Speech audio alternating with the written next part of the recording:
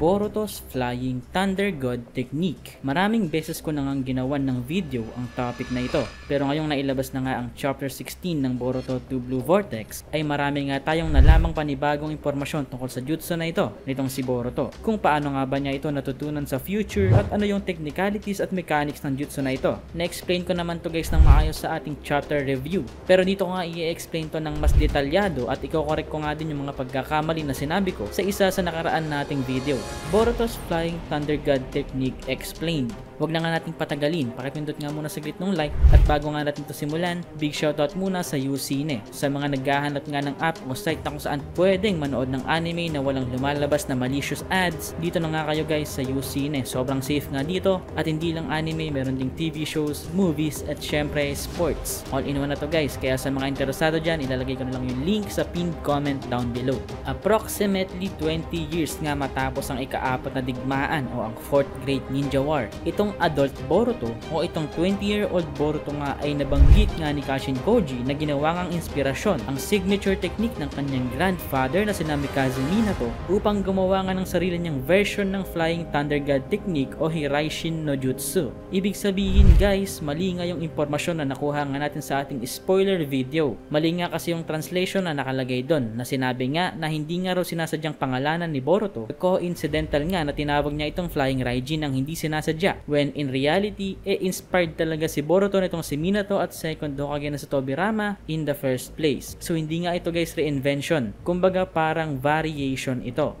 Ngunit even though similar nga sa original Flying Raijin nitong Hiraishin no Jutsu nitong si Boruto, iba nga yung mechanics nito. Dahil imbis na gumamit nga ng sealing marks tulad ni Minato, bilang marka nga na ginagamit ni Boruto sa mga objects na kung saan siya nagte-teleport, ay yung kanyang mismong chakra. Nilalagay nga niya yung kanyang mismong chakra, preferably sa mga bakal o metal objects. Dahil ang mga metal objects nga na tulad ng kunai, shuriken o katana ay mas madaling lagyan ng chakra dahil itong ang metals ay may tuturing bilang natural chakra medium or kumbaga sa kuryente ay conductive material. Gamit nga yung chakra marks nitong si Boruto ay nagagawa nga niyang maramdaman at masense yung lokasyon ng mga objects na kanyang nilalagyan ng chakra. Kasabay nga nito ay yung paggamit naman ni Boruto ng kanyang Otsutsuki, Space-Time Teleportation, na nagbibigay nga sa kanya ng ability na makapag-teleport nga sa lokasyon ng object na gusto nga niyang puntahan. Ngunit meron ngang kahinaan itong jutsu na ito noong mga early stage na piniperfect pa lamang ni Boruto yung kanyang Hiraishin. Ang kahinaan nga nito guys ay yung once na mawala nga sa field of vision nitong si Boruto o once na mapunta nga sa sobrang layong lokasyon ng object na minarkahan ni Boruto ng kanyang chakra, ay mahihirapan nga si Boruto na makapag-teleport sa mga objects na ito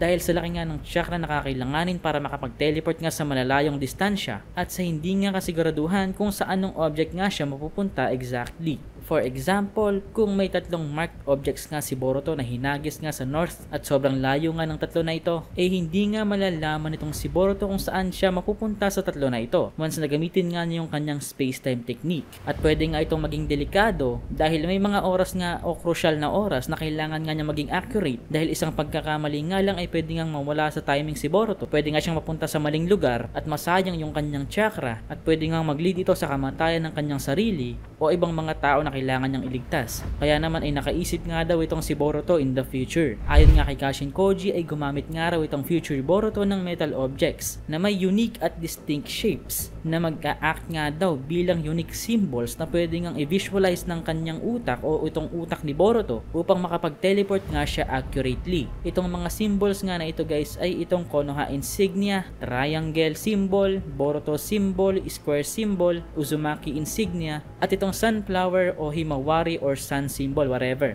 Sa tulong ng mga ito ay hindi nga magkakamali si Boruto na mag-transport sa exact coordinates na gusto niya, hence giving his Flying Raijin almost 100% the same effect ng Flying Raijin ni Minato Namikaze at itong si Tobirama. Sa tulong nga ng 10 directions o prescience ni Kashin Koji na nagbigay nga ng visions tungkol sa buhay ng 19 to 20-year-old Boruto, ay nagawa ngang matutunan ni Boruto ang Flying Raijin sa edad na 13 to 14 years old imbis na 19. Isa nga itong napakalaking lundag at ito nga yung dahilan kung bakit si Boruto nga sa kasalukuyan ay isang halimaw pagdating sa lakas sa pakikipaglaban.